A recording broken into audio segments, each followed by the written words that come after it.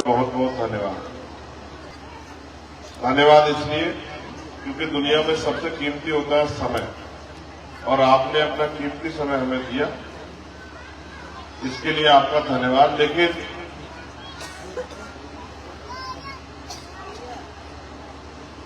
मैं अपनी बात को शुरू करने से पहले समय समय पर भारत की धरती पर जन्मे सभी संतों, गुरुओं, महापुरुषों को नमन करता हूं और उनके द्वारा हमारे जीवन में किए गए कार्यों को भी याद करता हूं।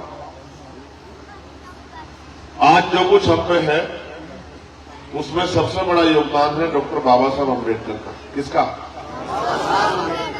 जिनको हम अपने दिल से भी ज्यादा प्यार करते हैं, हम उनका अपने माता पिता से भी ज्यादा सम्मान करते हैं। यही बाबा साहब अम्बेडकर हैं जिन्होंने हमारी गुलामी की बेड़ियां काटी, जिनको मटकी छूने का, मकान बनाने का, पढ़ने का, पढ़ाने का, कुर्सी में बैठने का भी अधिकार नहीं था। उनको इतना अच्छा जीवन देके गए बाबा साहब अम्बेडकर, मगर ये आसानी से नहीं हो पाया। इसके लिए बाबा साहब अम्बेडकर ने पहले खुद पढ़ाई की और फिर ज्ञान के बलबूते ये सब चीजें की। आज मुझे बड़ी खुशी होती है जब मैं नौजवान साथियों को बाबा साहब अम्बेडकर के मिशन का काम करते देखता हूं। लेकिन एक सवाल ये मेरे दिमाग में आ जाता है कि आजाद हुए 75 साल से ज्यादा हो गया, फिर भी गरीबी क्यों नहीं खत्म हुई? फिर भी बेबसी, लाचारी क्यों नहीं खत्म हुई? इस देश में इतने साधन संसाधन है, धन है, पैसा है, फिर भी गरीबों के घरों की हालत क्यों नहीं बदली? फिर भी इस देश में हर व्यक्ति को रोटी, कपड़े, मकान की जो समस्या वो दूर क्यों नहीं हुई? गरीबों के लिए अच्छे स्कूल, पढ़ाई के लिए अच्छे अस्पताल क्यों नहीं बने? विधवा पेंशन, वृद्धा पेंशन, विकलांग पेंशन, ये तमाम तरह के पेंशन के वादे सरकार करती है, वो समय पर क्यों नहीं मिलता? सबको क्यों नहीं मिलता? बेटियों की शादी करनी पड़ती है या कोई आयोजन करना पड़ता है तो जेब में पैसे नहीं होते, तो लोगों की जरूरतें सरकार क्यों नहीं पूरा करती? बहुत दिन बाद मेरी समझ में ये बात आया है कि जिनका राज होता है उन्हीं के हाथ में ताकत होती है, उन्हीं के हिसाब से सिस्टम चलता है। आज जिनके हाथ में राज है वो भारतीय जनता पार्टी के लोग, सारे साधन संसाधन उनके पास है, सारी ताकत उनके पास है, पैसे का निर्धारण वो लोग करते हैं, रोजगार किसे मिलेगा, जमीन किसे मिलेगी वो तय करते हैं, महंगाई कितनी होगी, कम होगी, ज्यादा, ये सरकार तय करती है। अब देखो, अब से 5-7 साल पहले 350 रुपए का सिलेंडर आता था गैस का, अब आता है 1150 रुपए का। पहले पेट्रोल डीजल 40-42 रुपए के लगभग आता था, अब आता है 100 रुपए के लगभग। पहले जो दवाई 20 रुपए की आती थी, अब आती है 100 रुपए की। तो महंगाई तो बढ़ गई है लेकिन आमदनी तो नहीं बढ़ी। तो जब हम ये सोचते हैं कि ऐसा क्यों नहीं हो रहा है, जैसे गांव में मनरेगा में सरकार ने कहा 100 दिन रोजगार देंगे, तो 100 दिन तो सबको नहीं मिलता, किसी को 25 दिन मिलता है, किसी को 50 दिन मिलता है, उसका पैसा भी 250 रुपए के लगभग है, मगर खर्चे तो रोज है। तो मेरी ये समझ में आया कि जब तक राजनीतिक ताकत हमारे हाथ में नहीं होगी, जब तक हमारे लोग कुर्सी पे नहीं बैठेंगे और वो कुर्सी बैठ के हमारे लोगों के लिए योजनाएं नहीं बनाएंगे, तब तक गरीबों का भला नहीं होगा। इस देश में अमीर अमीर होता जा रहा है, गरीब और गरीब होता जा रहा है। इसका मतलब जो सरकारें आज चल रही हैं वो गरीबों का भला नहीं चाहती। इसका मतलब वो सरकारें अमीरों की, मगर जब राजतंत्र था तब तो हम पे वोट का अधिकार नहीं था, तब तो हम पे बहुत सारे अधिकार नहीं थे, तब तो हमें गुलामी में जीना पड़ता था। लेकिन अब तो वोट का अधिकार है, हम चाहें तो अपने आदमी को कुर्सी बिठा सकते हैं। ये बात अपने लोगों की समझ में आनी जरूरी है कि बिना वोट की ताकत के हमारी इस देश में कोई वैल्यू नहीं है। आज अगर पैसे वाले लोग हमारी बस्ती में आते हैं तो सिर्फ इसी वजह से आते हैं कि हम पे वोट की ताकत है। ये वोट की ताकत चली गई तो कोई हमारी बस्ती में भी नहीं आएगा, चाहे फिर हम भूखे पेट सोए या हमारे पे पीने के लिए पानी या खाने के लिए अनाज होना हो, किसी को फर्क नहीं पड़ेगा। तो हमें भी अपने बारे में सोचना चाहिए। हमने सबको मौका देके देख लिया, सब लोग आए, हमसे अच्छी अच्छी बातें की, 2-4 दिन के लिए हमारे बीच रहे, उसके बाद 5 साल हमें दिखाई भी नहीं दिए। इससे हमारी जिंदगी नहीं बदलेगी। इस देश में जिनके पास राज सत्ता होती है वही ये तय करते हैं कि गरीबों को रोजगार कैसे मिलेगा, नौजवानों को रोजगार कैसे मिलेगा, किसानों को खेती के लिए फसल के दाम कैसे मिलेंगे, मजदूरों को न्यूनतम वेतन कैसे मिलेगा। ये सारा काम तय करने की जिम्मेदारी सरकार की है। और जो जुर्म जाति होती है उन पर कार्रवाई होगी नहीं होगी ये भी तय करना काम सरकार का। लेकिन एक गजब की बात मैंने महसूस की वो ये है कि हम 10 रुपए का सामान खरीदते हैं तो 4 बार सामान को पलट के देखते हैं, सामान खराब तो नहीं है, सामान पुराना तो नहीं है, सामान का पैकेट फटा हुआ तो नहीं है। लेकिन जब हम लाखों रुपए से कीमती वोट देने जाते हैं तो एक बार नहीं देखते ये नेता हमारे काम करेगा नहीं करेगा, हमारी आवाज बनेगा नहीं बनेगा, हमारे बच्चों के लिए अच्छे अवसर पैदा करेगा नहीं करेगा, रोजगार देगा नहीं देगा, महंगाई खत्म करेगा नहीं करेगा, अच्छी सड़कें बनवाएगा नहीं बनवाएगा। आप महसूस करो, क्या एम्स जैसा अस्पताल बिजनौर में नहीं होना चाहिए? क्या बिजनौर को अच्छे अस्पताल की जरूरत नहीं है? क्या बता, क्या बिजनौर को यूनिवर्सिटी की जरूरत नहीं है? क्या बिजनौर को कि गरीब लोगों के बच्चे अच्छे स्कूल में पढ़ जाए तो अच्छे स्कूल की जरूरत है या नहीं है? बहनों के लिए अच्छे कॉलेज की जरूरत है या नहीं है? रोजगार के साधन जब यही बराबर में हरिद्वार में इंडस्ट्रियल एरिया लग सकते हैं तो क्या यहाँ इंडस्ट्रियल एरिया लग के नौजवानों को 1-1.5 लाख नौजवानों को रोजगार मिलना चाहिए नहीं मिलना चाहिए? ये सारी चीजें सरल हो सकती है अगर काम करने वाले व्यक्ति को मौका मिले। अब अगर आप ऐसे लोगों को मौका दे देंगे जो वोट लेकर घर में जाकर बैठ जाएंगे तो भाई वो आपका नेता ही जाके नहीं बोलेगा तो सरकार करेगी क्यों? हम पे तो बहुत कुछ है करने को और हम कर भी रहे हैं। आप जानते हैं पिछले 10 साल से दिन रात एक करके हम लोग मेहनत कर रहे हैं, चाहे वो किसान हो, चाहे वो नौजवान हो, चाहे वो महिलाएं हो, चाहे वो गरीब हो, चाहे वो किसी भी जाति धर्म का, आदिवासी हो, सिख हो, जैन हो, जिसके साथ में जुर्म जाति अत्याचार होता है ये सरकार उसको नुकसान पहुंचाते हैं, हम उसकी आवाज बनते हैं, उसकी लड़ाई लड़ते हैं। अब हम ये सोचते हैं कि सड़कों की लड़ाई सदन में जानी चाहिए, क्योंकि जब तक जाके सदन में यहां से चुना हुआ व्यक्ति यहां के क्षेत्र के हितों के लिए नहीं बोलेगा तब तक सरकार यहां रहेगा भी नहीं। जब यहां से चुना हुआ व्यक्ति इस क्षेत्र के लिए बोलेगा, इस क्षेत्र के लिए बात रखेगा, तब जाके सरकार को सुनना पड़ेगा। यहाँ जरूरत है हर चीज की है, ऐसा नहीं कि अमीरी है। मैं तो जानता हूं, मैं देखता हूं, सच तो ये है सुबह अगर मेहनत मजदूरी पे हमारे लोग ना जाए तो शाम के टाइम खाना भी ना बने। सरकार हमसे टैक्स के रूप में, ये बात है गरीबों को समझनी चाहिए। ये नौजवान भी गौर करना मेरी बात पे, और आप जो नौजवान यहां बैठे जो जय भीम का नारा लगा रहे हैं, सरकार जो पैसा देती है या बजट सरकार का जो होता है, मैं रोज बताता हूं, क्या सरकार जो योजनाओं के नाम पर पैसा लगाती है या जो अनाज देती है, सारा पैसा आता कहां है सरकार के पास? आपको पता है मेरी माओ बहनों को कहां से आता है पैसा? है जैसे अभी की सरकार राशन दे रही है, मिल रहा राशन, गांव में मिलता है राशन है? मिलता है ना? तो ये राशन का पैसा सरकार के पास कहां से आता है? आप में से किसी को पता? सरकार दे रही है, सरकार दे रही है, पता सरकार दे रही है। आपको ये पता है सरकार देती है? मैं आपको बता देता हूं, एक बार गौर से सुनना मेरी बात को, आपको एहसास होगा कि आपकी जेब कैसे कट रही है। देखो मेरी माओ बहनों को मेरी तरफ देखो एक बार, आप जो भी सामान बाजार से खरीदती है उस पर टैक्स लगता है। ये नौजवान भी सुन ले, 1 रुपए का सामान खरीदोगे तो 28 पैसे सरकार के खाते में जाते हैं। अगर एक परिवार पूरे 1 महीने में 5,000 रुपए का सामान खरीदता है मिलके, तो 1,400 रुपए सरकार के खाते में जाते हैं। कितने पैसे? 1,400 रुपए। उस 1,400 रुपए को में से वो 200-400 रुपए का राशन हमें दे देती है, ठीक है?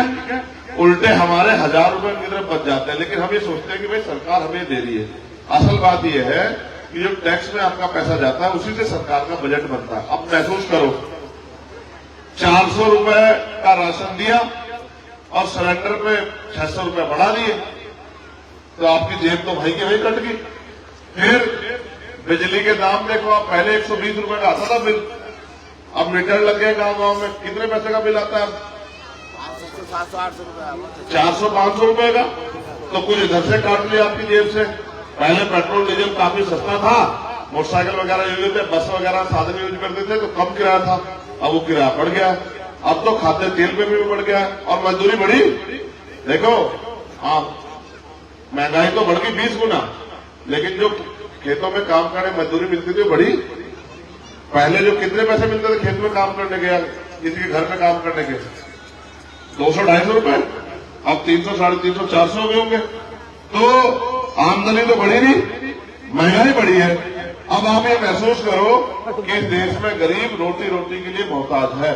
और हमारे तो सतगुरु महाराज, जिनकी जयंती थी कल, वो ये कह के गए कि ऐसा चाहो राज में जहां मिले सबंधु अन्न और छोटे बड़े सब सब बसे, रविदास रहे प्रसन्न के राज ऐसा होना चाहिए जहां कोई छोटा बड़ा ना हो, जहां कोई ऊंच नीच ना हो, भेदभाव ना हो, किसी को खाने के लिए अन्न की, तन ढकने के लिए कपड़े की, सर ढकने के लिए छत की दिक्कत ना हो, किसी बहन बेटी का अपमान ना हो, कोई बहुत अमीर ना हो, कोई बहुत गरीब ना हो, सब लोग बराबर हो, ऐसा राज होना चाहिए। उस राज को नाम देके गए बेगमपुरा राज। क्या नाम दे गए? बेगम का मतलब था बिना गम का राज, जहां किसी की जिंदगी में कोई गम ना। और अपने अनुयायियों को बता के, जैसे मैं आज आपसे कह रहा हूं, एक अनुयायी ने पूछा, जैसे कोई मां खड़े होकर पूछ ले मुझसे कि भाई हमारे जीवन में गरीबी कब खत्म होगी, तो उन्होंने उसका रास्ता बताया। उन्होंने कहा कि रविदास मानुष करी बसन को सुकर है दो इठाओ, 100 स्वराज माही दूसर बरगट गाओ। कि अगर सुख शांति का जीवन चाहिए, आपको भी कह रहा हूं, आप भी सुनो तो 2 ही रास्ते हैं। पहला स्वराज, क्या तो अपना राज, या फिर दूसरा मरगट गांव यानी कि शमशान घाट कब्रिस्तान। क्या तो आदमी को सुख शांति का जीवन मिलता है अपने राज्य में, या फिर शमशान घाट या कब्रिस्तान में, इसके अलावा कोई रास्ता नहीं है। तो अगर आप राजकाज नहीं पैदा करोगे तो आपको इस देश में जुल्म जाति का शिकार होना पड़ेगा, गरीबी बेबसी का शिकार होना पड़ेगा। आपके पढ़े लिखे बच्चे पढ़ लिख के सड़कों पर आवारा घूमेंगे, इनके पास रोजगार नहीं होगा, इनके पास कोई बिजनेस नहीं होगा, कुछ भी नहीं होगा। नौकरी आएंगी तो पेपर लीक हो जाएंगे, पुलिस की भर्ती का पेपर ज्यादा गांव में किसी ने पेपर लीक हो गया ना, तो आपके हिस्से में क्या है? आपने जो पैसे थे वो भी जेब से चले गए, नौकरी तो मिली नहीं। तो वो भी हमने लड़ लड़ के आंदोलन कर करके रोज कह के सरकार को, तो वो भी हमने सरकार को मजबूर किया कि सरकार उस पेपर को दोबारा कराए। लेकिन इस बात को आप समझ लो, ये लड़ाई तब तक खत्म नहीं होगी जब तक आप अपना राज स्थापित नहीं करोगे। और लोकतंत्र में राज वोट से आता है, तो आप जब तक अपनी वोट का सही प्रयोग नहीं करोगे तब तक आपकी जिंदगी में बदलाव नहीं होगा। इस बार जब आप लोकसभा में अपना मेंबर चुनने जाएं तो ये सोच के चुनना कि भाई अब हमें इस गरीबी बेबसी की जो जड़ है उसको काट के अपनी जिंदगी में एक नया सवेरा लेके आना। करोगे नहीं करोगे इस काम को? दोनों हाथ उठा के बताओ जो इस काम को करेंगे। जो एक हाथ उठाएगा उसका माना जाएगा वो गरीबी में रहना चाहता है, वो बेबसी जुल्म जाति का शिकार होना चाहता है। जो दोनों हाथ उठाएगा उसका माना जाएगा कि मैं उसने तय कर लिया कि अब गरीबी की बेड़ियां काटनी है। ठीक है, एक बार नीचे करो। बाबा साहब कहते थे कि गुलाम को गुलामी का एहसास करा दो, अपनी बेड़ियां स्वयं काट देगा। मैंने आपको बता दिया कि इस देश में आप इसलिए गरीब हो क्योंकि आपके पास राजकाज नहीं है। अब अगर आप राजकाज नहीं लाओगे तो क्या बने रहोगे? गरीब। तो अगर गरीबी की बेड़ियां काटनी है तो राजकाज लाओ। तो ये देखो, ऐसे हाथ करो अपने अपने, ऐसे सब लोग ऐसे। तो जिनके हाथ ऐसे होते हैं उनको मांगने वाला कहते हैं, है जी? कहते नहीं कहते? बताओ भाई। जिनके हाथ ऐसे होते हैं उनको देने वाला कहते हैं। अभी हमारे हाथ ऐसे हैं, सरकार के आगे रोजगार राशन दे दो, बिजली दे दो, पानी दे दो, बच्चों को रोजगार दे दो। अभी हाथ ऐसे है ना। जब आप राजकाज में आ जाओगे आपके हाथ ऐसे हो जाएंगे। जिनके हाथ ऐसे होते हैं वो देने वाले होते हैं, जो देने वाले होते हैं वो संपन्न होते हैं। तो पहले राजकाज में आओ। राजकाज में आने के लिए इस बार आपको अपने भाई, अपने बेटे चंद्रशेखर आजाद को वोट की ताकत देनी पड़ेगी अगर आपको इस गुलामी की बेड़ियों को काटना। देखो, जैसा मैंने आपको कहा, कोई काम दुनिया में नामुमकिन नहीं। आज आपने कच्चे मकानों को पक्का कर लिया, सीमेंट की चिनाई करके ईंटें खड़ी कर ली है। वो दिन भी दूर नहीं जब इन पे प्लस्तर भी होंगे, वो दिन भी दूर नहीं जब इन पे पेंट भी होंगे। लेकिन अगर आप इस काम को राजकाज के जरिए करना चाहो तो वो दिन दूर नहीं। देखो, मैं आपको बात बताता हूं, जब यहाँ कर्मचारियों को 20-25 हजार रुपए पेंशन मिल सकती है, तो क्या माताओं बहनों को वृद्धा विकलांग पेंशन या विधवा पेंशन 5,000 रुपए नहीं मिल सकती है क्या? आप बताओ, मिल सकती नहीं मिल सकती है? आप ही बताओ, जब बिजली पैसे वालों के, अधिकारियों के, नेताओं की फ्री हो सकती है, तो गरीबों की बिजली फ्री हो सकती नहीं हो सकती है? जब अमीरों के बच्चों का, अधिकारियों का, पैसे वाले लोगों का, नेताओं का फ्री इलाज हो सकता है, तो गरीबों के बच्चों का फ्री इलाज हो सकता है नहीं हो सकता है? जब अमीरों के लिए तो बड़े बड़े स्कूल बन गए, लेकिन गरीब का बच्चा पढ़ना चाहता है तो उसके लिए सरकारी स्कूलों में बहुत कम पैसे में पढ़ाई की व्यवस्था हो सकती नहीं हो सकती है? बिना पढ़े लिखे कैसे कामयाब होंगे? और ये जो सरकार राशन देके हमारी राज करने की शक्ति को छीनना चाहती है, तो हम भी अपने लोगों को राशन दे सकते हैं, लेकिन राशन से भी अच्छा हम अपने भाइयों को नौकरी दे सकते हैं। बैकलॉग बहुत खाली पड़ा है, बहुत सारा प्राइवेट सेक्टर खाली पड़ा है। और जैसा मैंने कहा, इंडस्ट्रियल एरिया लगा दो, यही 1 लाख लोगों को रोजगार मिल जाएगा। उससे भी बड़ा कुटीर उद्योग लगा दो, महिलाओं को घर पर रोजगार मिल जाएगा, किसी के खेत में कहीं जाने की जरूरत नहीं पड़ेगी। 10-20 हजार रुपए का काम घर पर बैठ के कर लो, सारे काम हो सकते हैं। लेकिन कैसे? जब आपके पास पॉलिटिकल पावर होगी। अब पॉलिटिकल पावर आओगी कहां से? पॉलिटिकल पावर देने की ताकत आपके हाथ में। ये जो आपका अंगूठा है ना, बाबा साहब ने इसको हथियार बना दिया। अंगूठा दबाओ, राज ले आओ, अंगूठा दबाओ, राज ले आओ। अब ये काम आप करना और बाकी काम मुझे करने देना। और अगर किसी को कोई शंका हो मेरे काम में, तो ये नौजवान भाई जो मुझे देखते हैं, इनसे पूछ लेना कि अगर चंद्रशेखर आजाद आगे बढ़ेगा तो क्या आपका हाथ ऐसे फैला रहेगा या ऐसे हो जाएगा? बताओ भाई, तुम लोग नौजवान साथियों, खड़े हो जाओ एक बार सारे। ये जो नौजवान है हमारे, इधर वाले भी, बताओ क्या चंद्रशेखर आजाद आगे बढ़ेगा तो क्या हमारे लोगों का हाथ गरीबों का, दलितों का, पिछड़ों मुसलमानों का ऐसे फैला रहेगा या ऐसे हो जाएगा? बताओ। तो अगर हमारे लोगों ने समझदारी दिखाई तो हमारा हाथ ऐसे होगा, जिनका हाथ ऐसे होगा उनको किसी के आगे हाथ फैलाना नहीं। ठीक है? अब बताओ, गरीबी से मुक्ति चाहिए नहीं चाहिए? अच्छा इलाज, अच्छी पढ़ाई चाहिए नहीं चाहिए? घर में रोजगार चाहिए नहीं चाहिए? तो उसे देने के लिए क्या करोगे बताओ जल्दी? इन्हें महिलाओं को तुम रास्ता छोड़ोगे, सब क्या करोगे बताओ? जोर से बताओ क्या करोगे? जोर से ऐसे नहीं मानूंगा मैं, तेज से बताओ। वोट दोगे किसे? हमें तो वोट दोगे तो हमारा निशान क्या है? जोर से बताओ क्या है निशान? अब ये सोचो, कोई पैसे वाला है, उसने कहा छोड़ो चंद्रशेखर को, ये पैसे बढ़ो 2-2 हजार रुपए, हमें वोट दे दो, तो क्या करोगे? देखो, ये 2,000 रुपए आपके 5 दिन काम आएंगे, लेकिन 4 साल 11 महीने 25 दिन तो आपको खुद ही मेहनत करनी पड़ेगी। तो चाहे तो 5 साल के लिए और आने वाली पीढ़ियों के लिए खुद को मजबूत कर लो। चाहे 2,000-1,000 रुपए में या शराब पे किसी दिन में अपने वोट को बेच के अपने बच्चों को इस देश में गुलाम बना दो, ये आपके हाथ में है। बेचोगे वोट? पक्का? कौन कौन नहीं बेचेगा? हाथ खड़ा करो। वैसे तो मैं अपने समाज को जानता हूं, इसे दलित पिछड़े मुसलमान समाज को, ये बड़ा स्वाभिमानी समाज है। देखो एक बात मेरी गौर से सुनो, आज हमें कुर्सी में बैठने का जो अधिकार मिला, चाहे वो पाल हो, प्रजापति हो, कश्यप हो, विश्वकर्मा हो, सैन हो, सैनी हो, गुजर हो, जाट हो, चमार हो, दुसाद हो, पासी हो, कोरी हो, खटीक हो, ये जो शेड्यूल कास्ट बैकवर्ड के लोग हैं, अगर इनको इस देश में कुर्सी में बैठने का अधिकार दिया है तो बाबा साहब अम्बेडकर के संविधान ने दिया है। जिस दिन ये संविधान नहीं रहेगा तो आपके नीचे कुर्सी भी नहीं रहेगी। ठीक है? आपको अपने गुरु घर में, मस्जिद में, गुरुद्वारे में जाके इबादत, पूजा, प्रार्थना करने का अधिकार भी, क्योंकि ये अधिकार भी आपको किसने दिया है? तो अगर अपने आप को जिंदा रखना चाहते हो, मजबूत रखना चाहते हो, स्वाभिमान सम्मान के साथ जीना चाहते हो, तो फिर अपनी ताकत बनाओ। अब इसको घुमाओ मैं जल्दी, ऐसे दे दो, ऐसे दे दो। पहले तो ये है हमारा चुनाव चिन्ह। क्या है चुनाव चिन्ह? क्या है चुनाव चिन्ह? जोर से बताओ क्या है चुनाव चिन्ह? अच्छा, अब इधर भी देखो क्या लिखा है, बताओ क्या लिखा, आप बताओ, आप बताओ क्या लिखा है।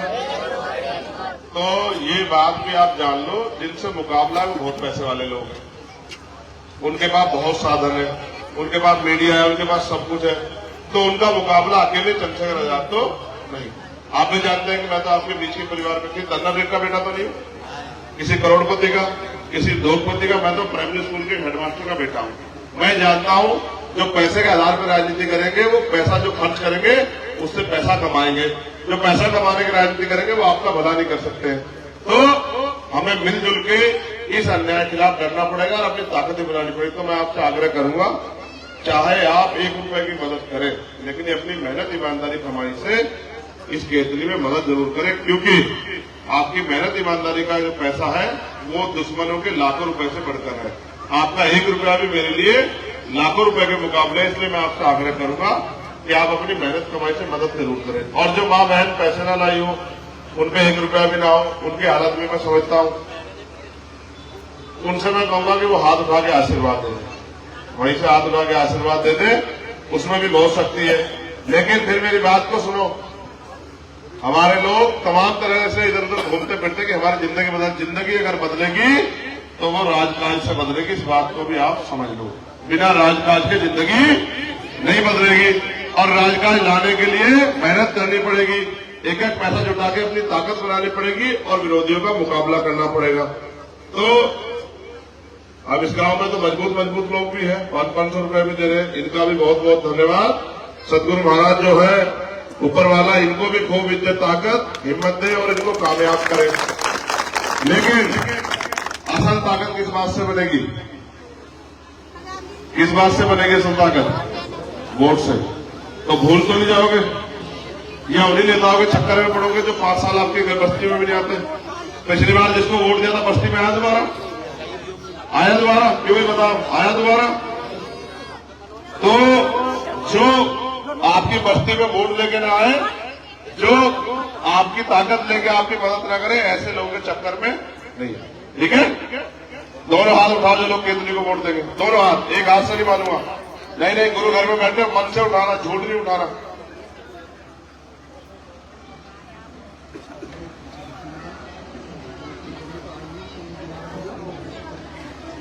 मेरी एक बात अच्छी तरह समझ लेना, ये नौजवान भाई भी बता देंगे और मैं भी बता रहा हूं आपको। आप ये समझ लेना, जैसे जैसे आपका बेटा आगे बढ़ेगा वैसे वैसे गरीबी की बेड़ियां आपके घरों से निकल के और वो यहां से आपके घरों से दूर होती जाएंगी और नए अवसर आपके लिए तैयार होते जाएंगे।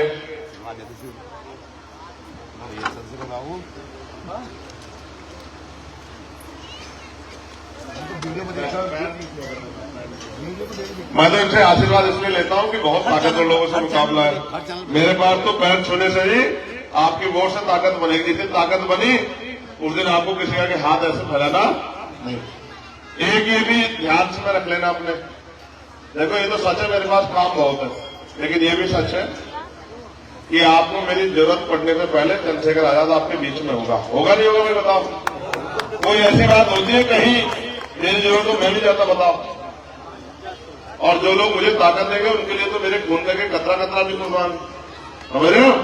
तो आप अपनी और भी चिंता मत करना, ये काम मेरे ऊपर छोड़ देना और इस काम को आप करना, अपने एक एक वोट को तैयार करके और केंद्रीय के निशान पर डाल के चंद्रशेखर आजाद को मजबूत करना। ठीक है? बहुत बहुत धन्यवाद। जय भीम, जय भारत। यहाँ कमेटी का नाम मुझे दे दो और साथ